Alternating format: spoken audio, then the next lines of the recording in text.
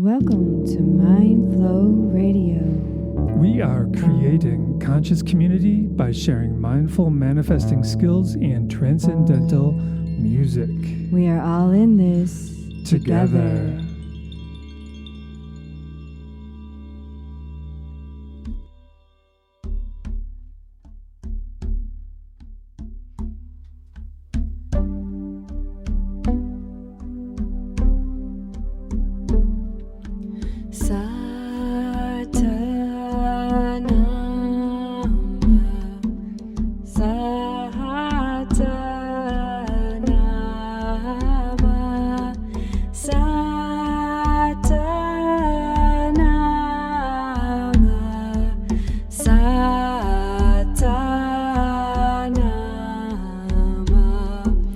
The earth goes around again, loving, living, lend a hand, satisfaction guaranteed, when old beliefs are all freed.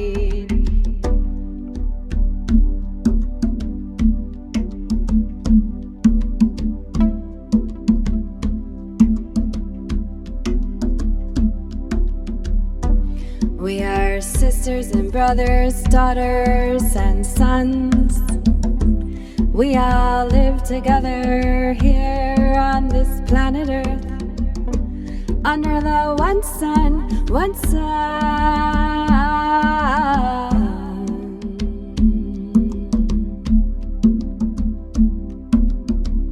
I reach across the divide, see my reflection. I reach across the divide, see my reflection. I reach across the divide, see my reflection. I reach across the divide, see my reflection. We are born, we live and we die. So let's fully play this game of life, under the one sun, one sun.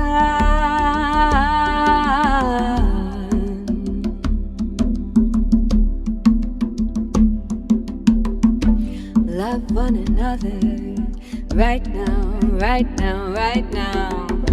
Love one another right now, right now, right now. Love one another right now, right now, right now. Love one another right now, right now.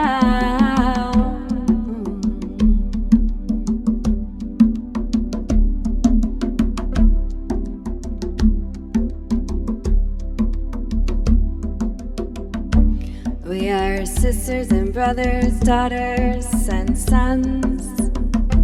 We all live together here on this planet Earth, under the one sun, one sun.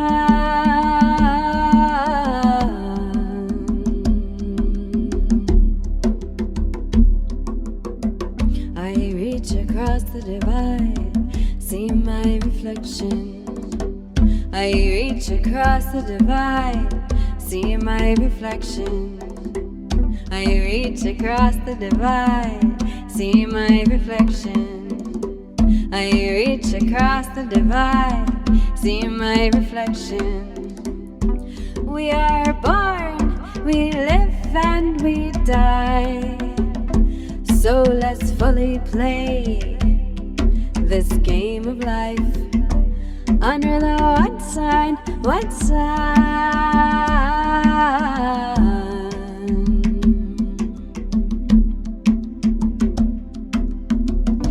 Love one another right now, right now, right now. Love one another right now, right now, right now. Love one another right now, right now, right now. Love one another right now, right now. Love one another right now, right now, right now.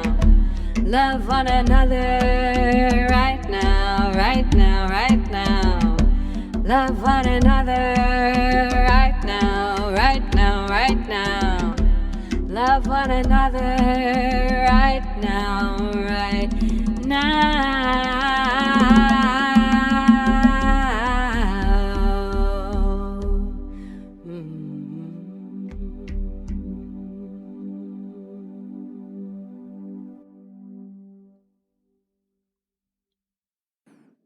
Mindflow Radio. Mindflow Radio. She's Jalen. And he's Monte. And we made it to October. And here we are. Here we are. Happy Libra season, y'all. Mm-hmm. I love Libra season in a way because it's my birthday. Congratulations. Thank you. Yeah, it's been interesting being a Libra through this life. And yeah, I'm starting to understand it a lot more, studying astrology so in depth. And now I'm like, oh, that's why I am the way I am. That's interesting because that's the way I feel the more I study the subconscious. Nice. Mind, it's like, oh, that's why we are the way we are. Mm-hmm. All stuck in these old subconscious patterns. Yeah, absolutely. Absolutely. Yeah, and if you look at astrology from the lens of ancient astrology, you see that everything is divided into night and day, light and dark. And it's all in relation to the seasons and the light and the dark. And the subconscious in my mind, or in my eye, in my inner eye, yeah, is that which we cannot see but runs the program. It's the dark. And it's in the dark, at least. And once we bring it to the light, what better time of year to bring it to the light but when we're going into the dark time. So that makes sense to me. Well, that's cool. And one way I believe to bring it into the light is to just notice the self-talk, notice our belief systems. And then that kind of reveals the programs that are running in the subconscious mind. Mm-hmm. And to step one in changing a program is noticing the old program. Right. Perhaps. That's one way of going about it, one way of seeing it. I'm pretty sure that's step one, no matter how you slice it. Oh, I don't know. I mean, just repeating the phrase, thank you. Yeah, it's very helpful. I mean, that's a way of reprogramming the subconscious without even paying attention to the old programming. It's just like, it's jumping into a new program. Yeah. And we only have so much bandwidth in our subconscious. And if we can, as I've mentioned before, one of my favorite practices is just repeating the phrase, thank you, in my mind over and over again, starting first thing in the morning and saying it as many times as I can during the day, during good times, during bad times, during neutral times, and with the idea being that that's growing my plot of gratitude in my subconscious mind. It's growing my belief of gratitude. Yeah. My program. Your understanding of gratitude and your connection to gratitude. Well, it grows that energy in my subconscious. And then just by growing that energy, it forces out some of the more unproductive beliefs. Yeah. Yeah. And pretty much every philosophy includes gratitude. Well, every spiritual philosophy includes gratitude. Well, maybe, you can maybe think a of lot one of that them doesn't? No. I'm not sure, I mean, I'm pretty sure. I'm not sure how the Tao. I think it talks about gratitude. Well, it definitely talks about connecting with the simplicity of nature and connecting with the Great Mother and connect with the Great Mother, and then the Great Mother takes care of you. So there's a sense of like security and safety and harmony and peace and love.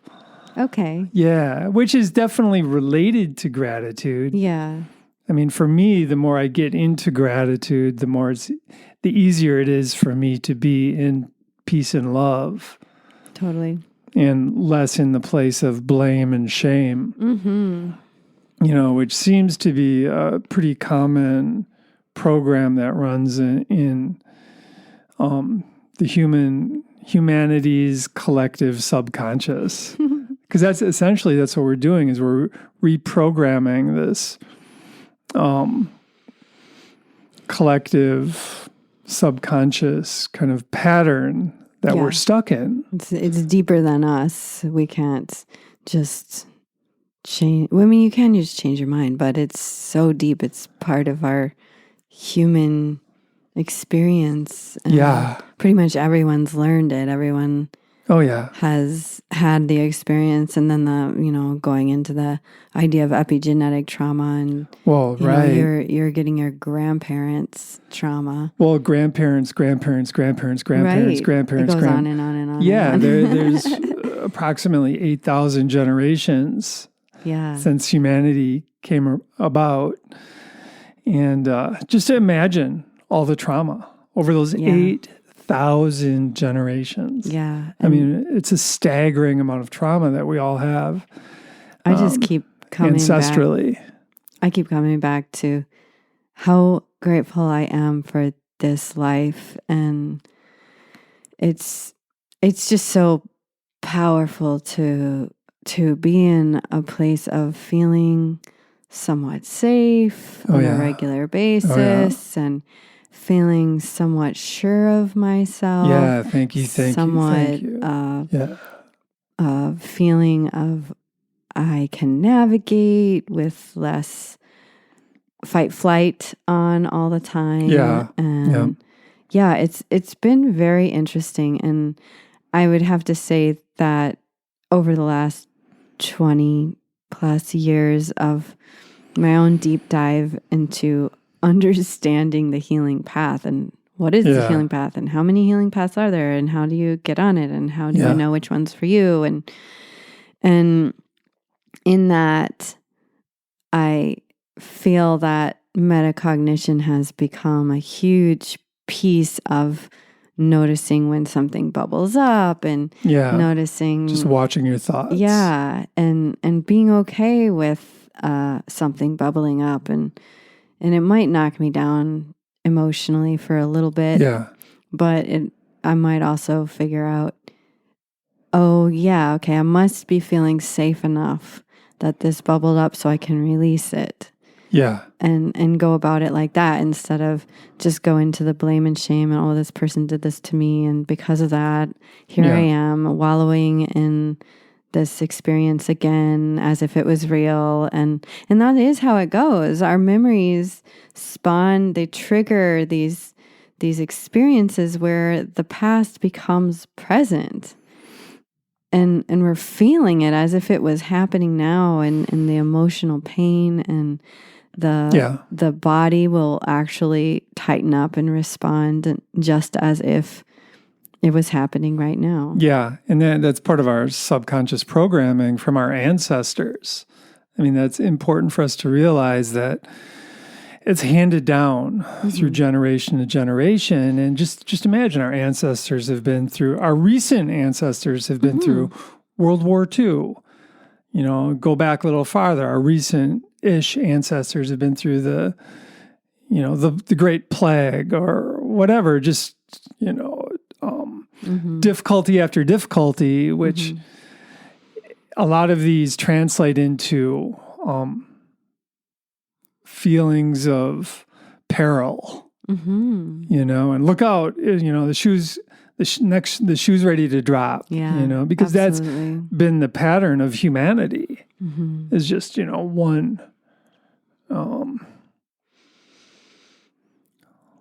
one incident after another, and then that kind of programming is passed down to us. And the question is, how can we shift out of that? Yeah. What do you do with this? I feel like now is the time for humanity, since we have the tools, to shift out of the old programming. you know, and and we're in a safe place. I mean, if you're in a safe place. Yeah, I right. have to preface it with, if you're in a safe place, you have the ability to heal. Well, and if you're not in a safe place, we still have the ability to hopefully find a safe place. Right. And we're only going to find it if we can find clarity and if we can shift out of old patterns. That's where the thank you practice comes in. From my perspective, is that it empowers us to focus on the good, and which in turn helps us shift our lifestyle into a place that's more positive. And if we're surrounded by negative people and negative things and danger, the more we can build gratitude, the more it empowers us to remove ourselves from that situation. Yeah. Ideally.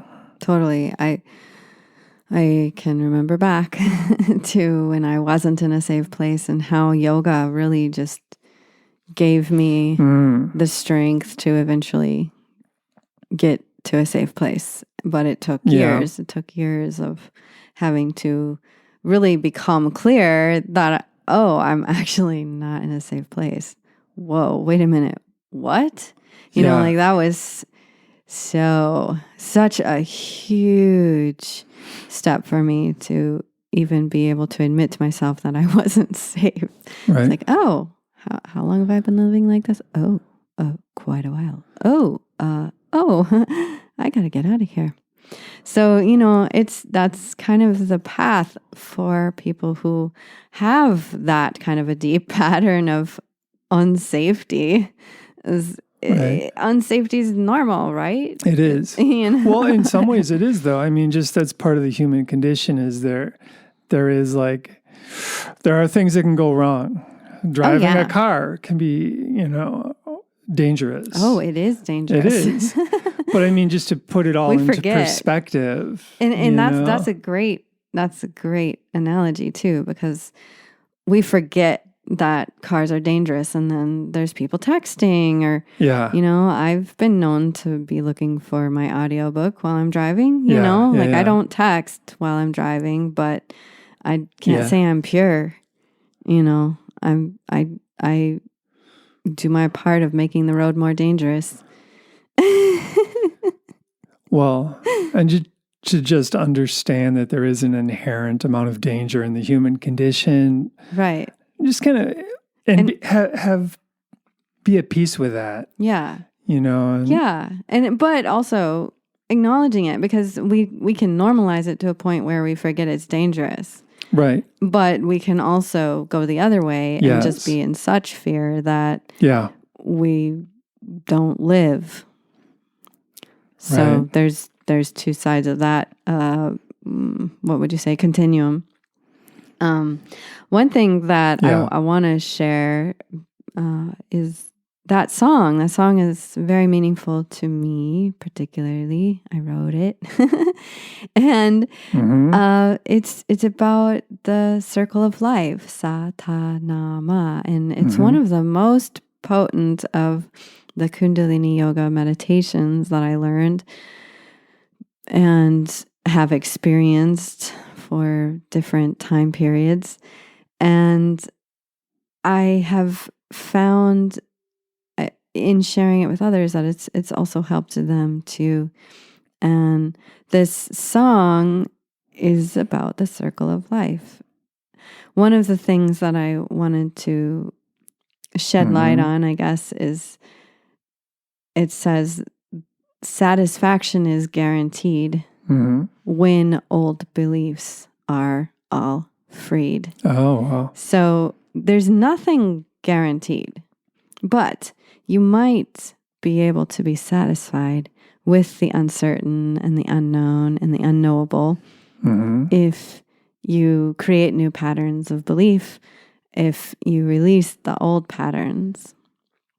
So that's like a big piece of that song. Yeah. It's like the foundation. Yeah. Yeah, love one another right now. Which is great. I mean, then that starts with loving ourselves. Right. And that starts with releasing those old patterns of negative self-talk and just negative beliefs about ourselves. Yeah, exactly. Exactly. And I've been doing this meditation every morning for 45 minutes to an hour, and it's been really quite amazing. I do a lot of thank yous. I also try to get into that space of the void, the unknown, the possibilities, the realm of possibilities, and face an old belief. And that's been interesting because sometimes it's the same belief and sometimes it's a new one that I wasn't expecting to pop up and remind me, oh, I have that belief too. And so it's been interesting just honoring what bubbles up with the idea of what belief am I ready to let go of or transform. Or reduce. I mean, one way of looking at it in our subconscious, we could say we have a belief garden. And what beliefs do we want to grow? What beliefs do we want to weed out? I mean, but there's like the belief of everything is dangerous. Essentially, probably in a small, to have a small plot of that is pretty healthy. You know, to have a huge plot of it is unhealthy. Right. Because then we're stressed out and we're paralyzed, essentially. Yeah. So we just want to work on kind of weeding it down and grow it. That's why I say grow the gratitude belief, because it kind of weeds down it brings in the danger faith belief. Is gratitude a belief? I guess it could be. It seems like an emotion. But yeah, I guess this is where... Well, beliefs can lead to emotions. Right. That's sure. exactly what I was going to say is... seeing the good maybe leads to gratitude, which... Yeah, or faith. Faith that having faith. It'll work out, that everything is meant... You know, when my son was little, my oldest son, I was even telling this on the latest phone call, you know, and I just hear his little... I think he was either 2 or 3 when he started saying this to me. He said, "Everything happened for a reason, Mama." Yeah, and I was true. just like, "What? This little being is reminding me that everything happens for a reason and to be okay with things." Yeah, that's one of the laws of hermetics. Yeah, that I've been studying recently. Everything happens for a reason. Nothing. If we think something is just chance, it means we're just not looking into it deep enough, or we just don't understand, at least according to Hermetics. So your son reminding you of that at a very early age is really cool, you know? Yeah, totally. You know, he was quite the little sage. And there's some faith in that. If we can believe that, then it's like, oh, the universe is essentially perfect. You know, if we can believe that, at least I believe it, at least for myself. You know, another aspect of Hermetics is cause and effect is perfect. It's like, oh, okay. Yeah. I see that as there's our plan, which is good to have a plan. It's good to think about, but it's also important to know that there's the plan, and we can't plan for the plan. We might. Our plan might coincide or sync up with the plan, but there's times where it just doesn't work out, and cause and effect. It could be something from a previous life. It could be that we're a part of someone else's lesson. It could be, there's so many ways. It could be cultural karma too. Yep, it could be cultural karma. That's something Edgar Cayce talks about. Yeah. You know, our whole society has some karma. Oh, yeah. Good and bad. Just being born in a certain area can affect karma. But we're here for a reason. Yep. And we're ultimately here to be liberated, and that was move towards liberation. Yeah, I've been studying astrology for a while now, and going more in depth with Hellenistic astrology, which has been just so cool. It's ancient astrology, and one of the things that was just revealed to me in a recent lesson was that the ultimate goal of astrology is to help you to understand your path to liberation. And that just blows my mind. Like, oh, how very cool. That's cool. We're all here to be liberated. Oh, yeah. Or to have the attempt, or have, not the attempt, but it's a possibility that if we focus in and don't get distracted too much and can focus enough, that we will be liberated. Well, at least if we're on the path towards liberation, Right. we're there. Right, I think, because the path is the destination. Yeah, the path is the destination. And according to Buddha, each of us will be liberated eventually. It might take somebody 100 lifetimes. It might be this lifetime. Yeah, I mean, this might be the 100th lifetime or the 1,000,000th lifetime, or I don't know. I mean, you could have, I don't know. Who I don't know knows? these things. Yeah, I right. can't even pretend to know. Right. But I do feel a deep peace with the idea that we're all here to work towards liberation. And some of us know that, and others of us are figuring it out at some point. Yeah. Maybe it's next life when we realize it. But And as long as we're on that path, I think we feel better. We feel okay. We're living with purpose Right. at that point. we see the synchronicities and Yeah. there's different signs and people coming into our lives, and it just feels so interestingly perfect how this conversation leads to that and that and Yeah. that. And it's just like, wow. Well, and I like the idea that astrology can help us to find our particular path Yeah. towards Yeah. liberation, like our own individual dharma. Like we each have our strengths and we each have our weaknesses. And just to realize that and work accordingly with that helps us to find our purpose and what am I really here to do? Right. And it is so nice because it really takes the guessing out. I mean, there's even when you look at an astrology chart, there's no clear, like, it's not written out. There's still all of this channeling that needs to be done to even get what the symbols and their alignments even mean. So there's still not like a clear guidebook or there's no clear directions.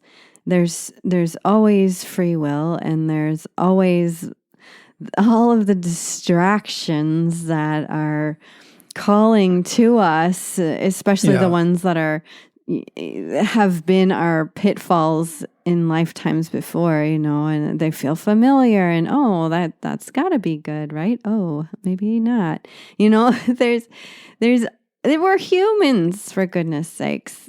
We're here to learn and grow and heal, and that's really the bottom line. We're all learning, growing, and healing at different paces and different ways, and we just gotta be nice to each other.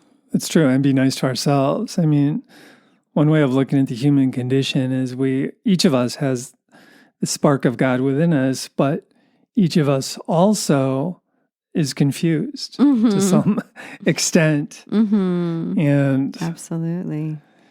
Yeah, if we spend our time beating up ourselves, getting back to that.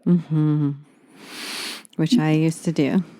Yeah, I mean, in some ways, I think we've been trained culturally to beat up ourselves.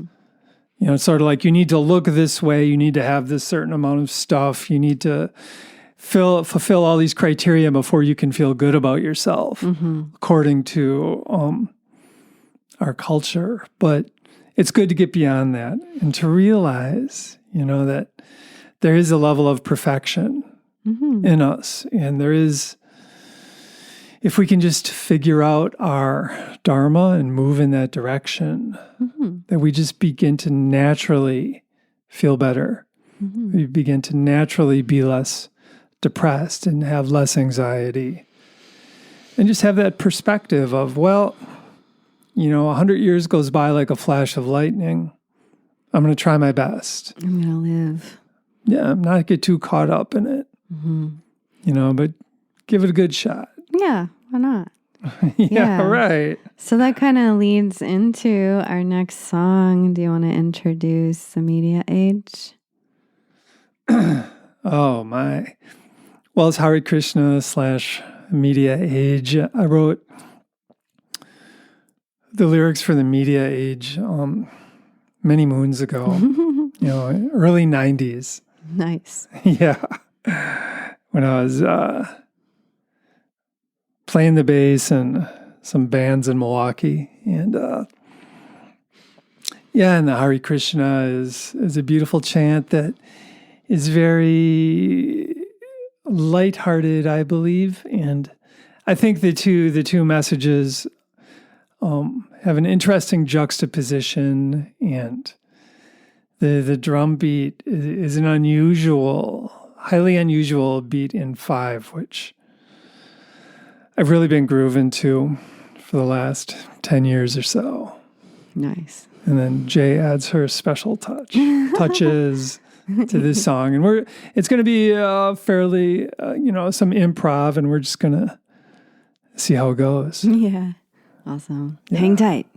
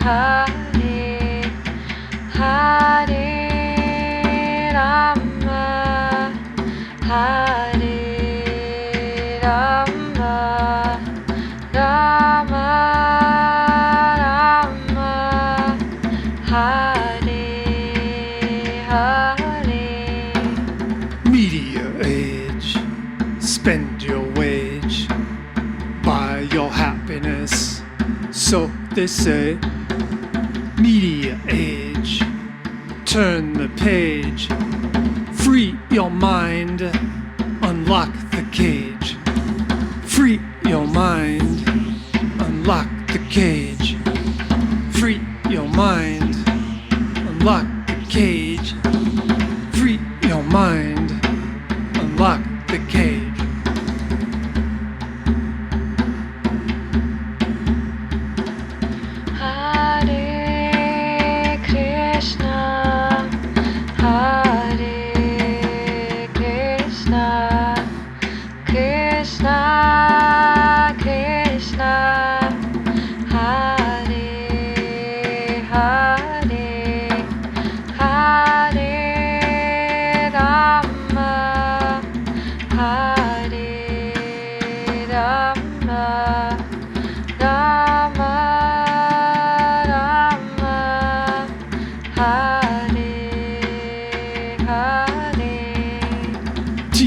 Newspapers, magazines, fill your head, it's on the scene.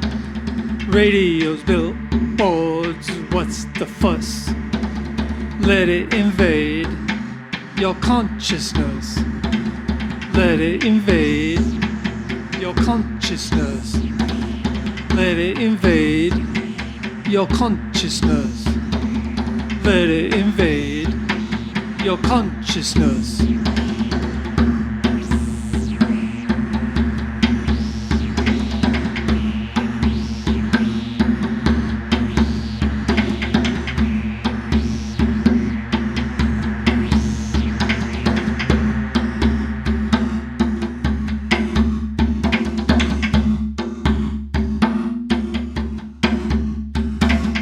Hare Krishna, Hare Krishna, Krishna Krishna, Hare Hare, Hare Rama, Hare Rama, Rama Rama, Hare Hare. Well, that was fun. Yes. Oh my. I hope y'all got a little jig in there. Mm-hmm. So, what thoughts do you want to leave with our listeners this month? Well, basically, I just think it's important for myself to really watch my subconscious belief system and understand when some of these beliefs actually get in the way of my progress. Mm-hmm. Because beliefs translate into behaviors, essentially, and attitudes and personality aspects. And just understanding that a lot of these beliefs, like I said, have been handed down from generation to generation. So some of these beliefs may go back thousands of years, and they just keep getting handed down. And as I've mentioned before, I mean, we really don't have to fight over the water hole anymore.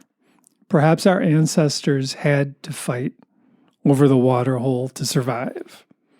They needed to obtain the water hole and defend it at all costs.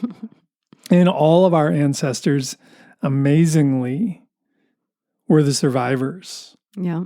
So, congrats to all of our ancestors.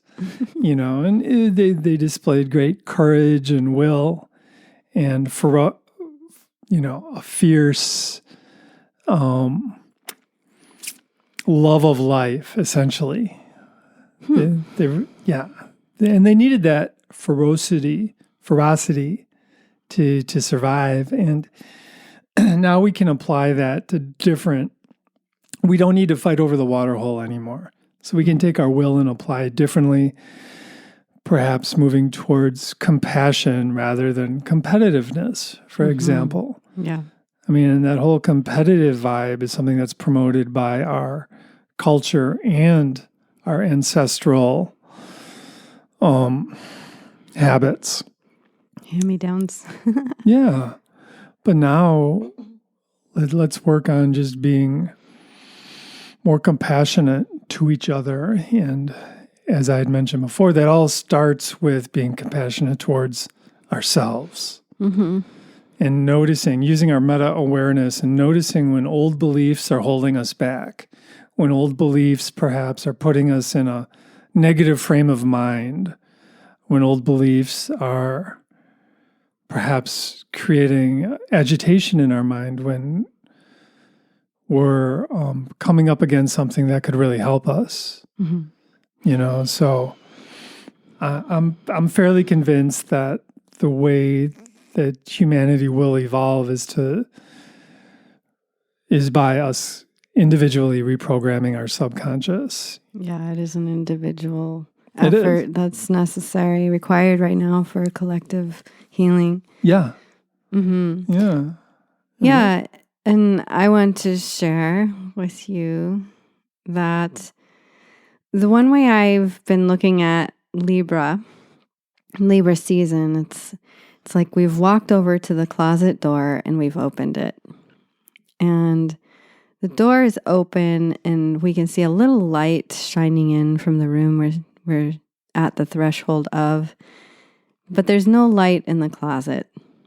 And as we step into the closet and move into this time of year that is darker than it is light, it's a great opportunity to increase our courage, work on our confidence, to clean up the corners of our mind, and really plan and prepare for the light coming again in Aries season in the spring.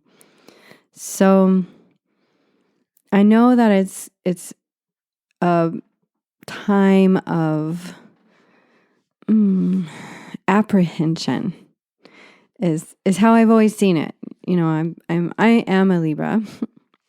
And ever since I was a kid, when fall comes, except when I lived in the South, I didn't mind in the South, but whenever I lived in the North, which was maybe half my childhood and most of my adulthood, as soon as the leaves start to change color, there's this dropping in my heart. Like I'm just all of a sudden sad. And it's this apprehension of, oh, winter's coming. And I was talking with somebody about this who also shares this feeling at this time of year of the heart dropping and feeling less than happy and less than whole. And I said, how about we try to enjoy our Libra, Scorpio, Sagittarius season this fall. Let's try to enjoy it, because winter's not here, and there's not really a good reason to be bummed about winter when it's not here. And to just understand, oh, that's kind of the nature of Libra season, is all of a sudden we're moving towards winter, but it's not here. So let's enjoy now. That's my little message to share for this month. So being present. Yeah. Not being too wrapped up in the future. Right. It's almost like we're at that threshold of the dark closet and we're regretting that moment where we have to go in it and clean. But we're not in it in the moment cleaning it, so it's okay. We're just noticing what we have to do in the future, but we're here in this present moment, and let's enjoy it. Let's harness this moment for the beauty it holds, and know that winter holds some beauty too. That's hard for me as a Southern gal, but it's true. Winter holds beauty too. Mm-hmm. Well, great. Yeah. Yeah, it's good to focus primarily on the present for sure. Because when we're facing like challenging times, it's easy to get swept away by the concept of that. Mm-hmm. You know, but if we're swept away by the concept of the future, then we're less effective in the present. Right. Which sets us up for not a happy future. And anyway. Something a Christian friend said to me recently, which really struck me, that she said, God is in the present. Mm-hmm. So if my mind is in the future, I'm sort of disconnected from the Tao, from the higher power. Mm-hmm. Or if I'm in the past. Mm-hmm. I mean, but it's natural it's great to have goals for the future and learn from the past. But if we can primarily spend our time in the present, mm-hmm. we're just far more effective. And let's do it. Let's make this world a better place. Yeah. Let's improve our culture. Let's improve ourselves. Absolutely. And it's 2 steps forward, 1 step back. Just when you take that step back, let's be nice to ourselves. Mm-hmm. It's self-compassion again, and just keep moving forward. And that's a natural part of it, is that step back. That it's called the ratchet effect. And if you have ever tied some kayaks to the top of your car, you know that when you're tightening down that ratchet, you pull it back so that you have room, that you have leverage to then pull it forward, and then the rope tightens. So we've got to take that step back almost to adjust to the new tightness or the new step we're on. You know, another way to think of the ratchet effect is when you're walking upstairs, your foot steps above the step and then lands down on the next step. So there's this peak of the arch that's up higher, but then to actually be balanced and be able to move your body up the stairs, you have to step down onto the next step. Yeah. I mean, and another way of seeing it too is the ego wants to improve in this like straight line, but nothing in nature Actually, in the Tao Te Ching, it says circles inside of circles is the key to understanding. Everything is curved. And that's the ratchet effect. 2 steps forward, 1 step back.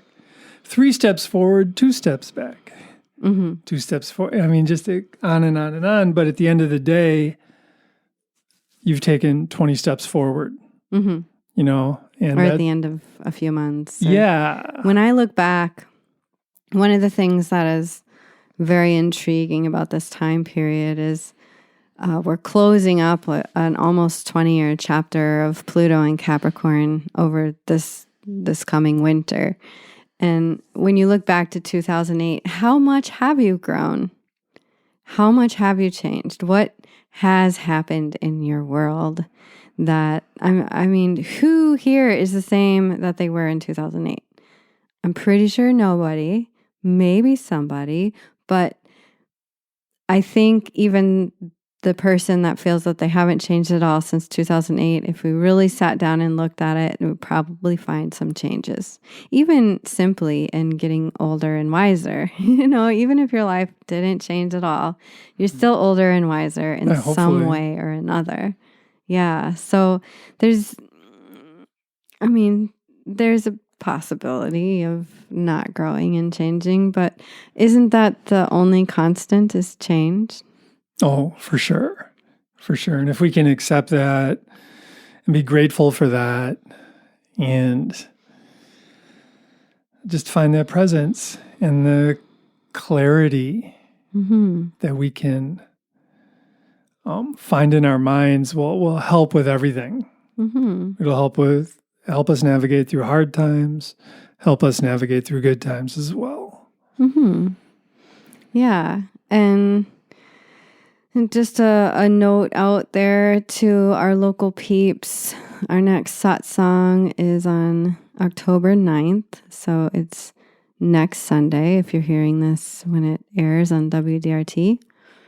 And if you ever want to join a inner martial art class, there's Tai Chi at the Commons at noon on Saturdays. So come join the fun and get into your body and move in gentle ways that help your body feel better. Yeah. And improve your balance. And it's like moving mindfulness. So if you ever want to experience that or actually join the practice and come regularly, that's completely welcome. And the satsang is at the Commons as well at 11 a.m. October 9th. And we're building spiritual community to encourage and strengthen our individual faiths, whatever they are. We have no dogma. And we appreciate all benevolent faiths. And for our virtual peeps, or how do you say, I don't know, distant peeps that can't come to our in-person things, we are on Insight Timer on Monday, Wednesday, and Friday at 8:30 a.m. Central Time.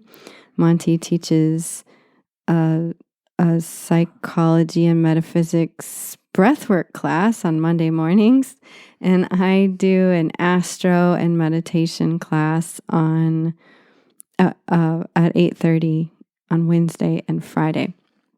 And we have, if depending on where you found this podcast, we are also on YouTube and Facebook. Look up the Heart Mind Center and see what else is out there. We have memberships.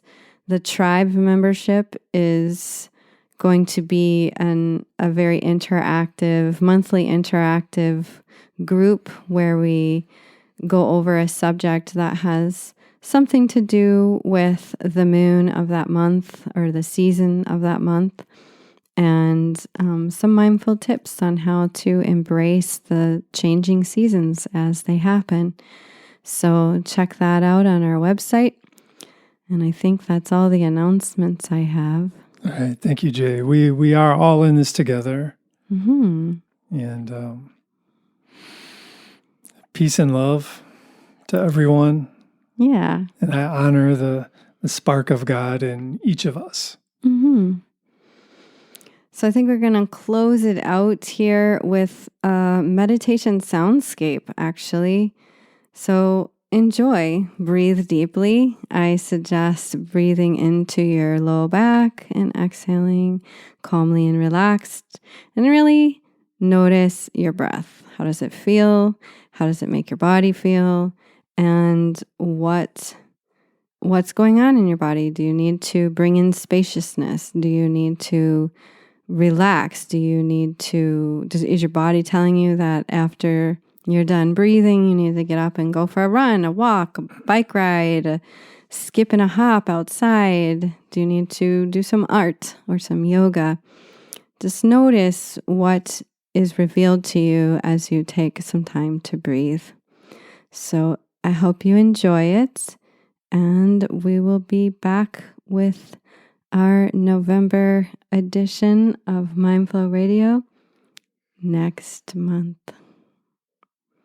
Be well, y'all. Satnam, namaste, aho, amen.